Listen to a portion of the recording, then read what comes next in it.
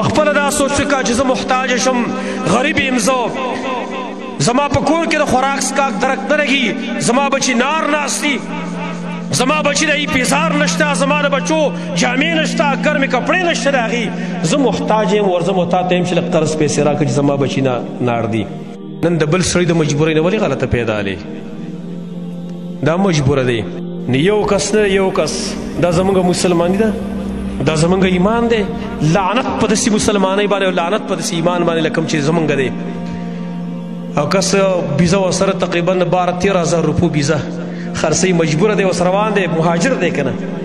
هلته ورته یو کس وایي یاره جي دا راباندې راخرڅه کړي، په څو به والې؟ یاره جي زه به تاله 100 روپۍ درکړم، په 100 روپۍ باندې. ولې دی مجبوره دی؟ مړه دا هم څه ایمان دی او دا هم څه اسلام دی. او دا بې غیرته چې مړ شي که نه، بیا خلک پې ودرېږي او جنازې لمونځ پې کوي، اللهم اغفر له، یا الله ده ته بخښنه وکړه. ته نه بخښنې لایق دی، دا خو چې په اور وسوځي سړی، چې پر قبر کې ورته اور بل کړي، هلته دا دې لایق دی. دغه زمونږ اسلام دی، دغه زمونږ ایمان دی. نو موږ چاله قرض نه ورکوو بغیر د پیسو نه. شیره جي ما له پسې زیاتي پیسې راکړې، زما قرض په څه کې ایسارېږي، وایي زما پیسې په څه کې ایسارېږي.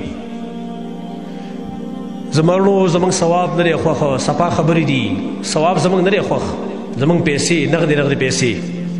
او ما تاسو حدیث بار بار بیان کړی، ابن ماجه کې روایت دی چې څوک چاله قرض ورکړي، څومره پیسې دې ورکړي او نیټه دې ورسره کېښودله، یوه میاشت مثال په طور، یوه میاشتې پورې به هره ورځ تا ته دومره ثواب میلاویږي لکه چې څومره دغه مال تا ورکړی دا هره ورځ ته صدقه کې. 10,000 روپۍ دې ورکړي دي، هره ورځ به دومره ثواب درته میلاویږي لکه 10,000 روپۍ ته صدقه ورکې.